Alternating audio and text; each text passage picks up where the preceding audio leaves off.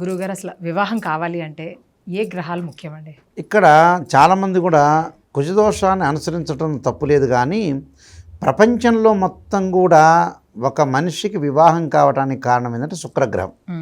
అంటే కళత్రకారకుడు అంటాడు. అంటే సప్తమ భావకారకుడు ఎవరు అని జ్యోతిష్యాన్ని తెరిచి చూస్తే శుక్రగ్రహ కారణం.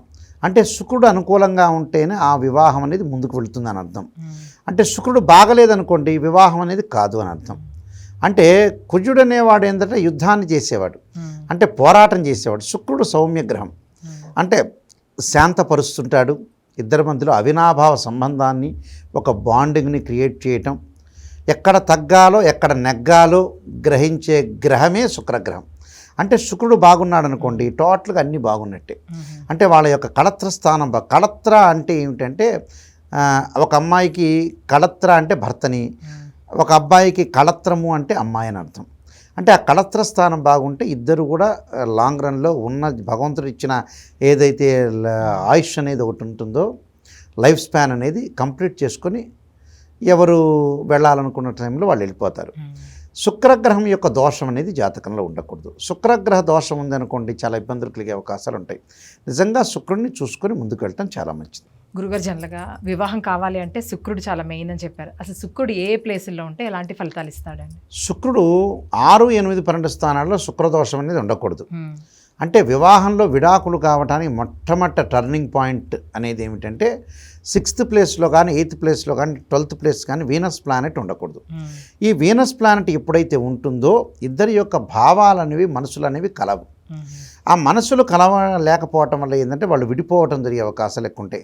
అంటే వైఫ్ అండ్ హస్బెండ్లో డిఫరెన్స్ ఆఫ్ ఒపీనియన్స్, అంటే మ్యూచువల్ అండర్స్టాండింగ్ లేకపోవడం, కరెక్ట్గా బాండింగ్ లేకపోవటం జరిగే అవకాశాలు ఎక్కువ ఉంటాయి. అంటే ఖచ్చితంగా బాండింగ్ అనేది ఉండాలంటే జీవితంలో ఎట్టి పరిస్థితుల్లో కూడా మనకి శుక్రగ్రహం అనేది అనుకూలంగా ఉండాలి. అంటే ఒక పాజిటివ్ రిజల్ట్స్ ఉండాలి. పాజిటివ్ రిజల్ట్స్ ఉండాలంటే శుక్రుడు బాగుండాలి ఆటోమేటిక్గా. అంటే 6, 8, 12 స్థానంలో శుక్రగ్రహం అనేది ఉండకూడదు. ప్రత్యేకంగా కొన్ని నక్షత్రాల్లో ఉంటే కూడా దోషం. మరి 6వ స్థానంలో శుక్రుడు ఉంటే ఏమవుతుంది అంటే, 6వ భావం ఏంటంటే శత్రుస్థానం, రోగస్థానం. అలానే ఇద్దరు కూడా మధ్యలో అరమరికలు లేకుండా జీవించలేరు వాళ్ళు. అంటే ప్రాబ్లమ్స్ క్రియేట్ అయ్యే అవకాశాలు ఎక్కువ ఉంటాయి. అంటే వివాదాలు, ఆర్గ్యుమెంట్స్ జరగటం ఒకటి. ఆ శుక్రగ్రహం అనేది బాగాలేకపోవటం వల్ల ఆరోగ్యపరంగా కానీ, అలానే మెయిన్ ముఖ్యంగా దీని పేరు శత్రువులు కానీ, ఇద్దరు శత్రువులు అవుతారని అర్థం. ఇద్దరికి ఆరోగ్యం బాగుండదని, మెంటల్ డిజార్డర్ అయ్యే అవకాశాలు ఎక్కువ ఉంటుంది. అలానే ఇప్పుడు 8వ స్థానాన్ని మనం చూసామనుకోండి, ఇద్దరికి కూడా అన్యోన్య దాంపత్యం అనేది ఉండదు. అంటే సంతానపరంగా కూడా శుక్రుడు ఇబ్బంది కలిగే వ్యక్తి కూడా. అంటే వీళ్ళకి ఇద్దరికి కూడా ఆ శుక్రగ్రహం బాగలేదనుకోండి, అంటే గురువు సంతాన కారకుడు, కానీ శుక్రగ్రహం యొక్క ప్రమేయం కూడా ఒక 20% ఉంటుంది. గురు సంతానకారకుడు జ్యోతిష్యంలో, కానీ 20% సెమిన్ అనాలిసిస్ కానీ, టెస్టోస్టిరాన్స్ కానీ ఇవన్నీ కూడా శుక్రగ్రహం వల్ల ఏర్పడతాయి. సంతానం కలగలేదనుకోండి, ఉదాహరణకి వాళ్ళకి ఏదో విడిపోవాలని పాత రోజుల్లో చూసారా చాలా సినిమాల్లో, ఈ అమ్మాయికి సంతానం కలగలేదు, ఈ అమ్మాయి గొడ్రాలు, వద్దులే మా అబ్బాయికి వివాహం చేస్తారని చాలా సినిమాల్లో మనకు చూసే ఉంటాం. సినిమాలు చూస్తుంటాం. ఆ బయట ఉన్నవే ఆ సూర్యకాంతం గారు నటించారు అత్తగారు పాత్రలో, కోడల్ని కొట్టడం ఇవన్నీ చేస్తున్నాం కదా. ఆ సంతానపరంగా ఇబ్బందులు అనేవి గైనకి సంబంధించిన ఇష్యూస్. అందువల్ల ఇక్కడ శుక్రగ్రహం అనేది 8వ స్థానంలో ఉంటే సంతానపరంగా ఇబ్బందులు, ఇద్దరు కూడా ఆవేశపడతారు, ఇద్దరు సౌమ్యం ఉండరు, ఏదో భావాలు కలవకుండా, ప్రేమ ఆకర్షణ లేకుండా ఉండే అవకాశాలు ఎక్కువ ఉంటాయి. 12వ స్థానంలో ప్రేమ ఉండదు. ఏదో మేము చేస్తున్నామంటే, ఫ్యామిలీ రన్ చేస్తున్నామనే కానీ వాళ్ళిద్దరు కూడా ఆనందంతో జీవించే అవకాశాలు. ఆనందం లేదనుకోండి, సంతానం కలగదు. సంతానం కలగకపోతే ఎన్ని కోట్లు సంపాదించిన, 100 కోట్లు సంపాదించిన దండగా తీసుకెళ్ళి ఎవరికో ఇవ్వటమే. ఆ 100 కోట్లు భార్యాభర్తలు ఉంటారు, సంపాదించుంటారు బ్రహ్మాండంగా. పొద్దున్నే 9 గంటలకి లేవగానే టక ఇన్ఫోసిస్, అలానే నేను TCSకి వెళ్ళాలా, లేకపోతే నారాయణ కాలేజీకి వెళ్ళాలా, చైతన్యకి వెళ్ళాలని టకటక వెళ్తుంటారు. వెళ్ళిన తర్వాత రాత్రికి వస్తారు, ఉంటారు, మళ్ళీ ఉదయం పూట సంపాదిస్తారు.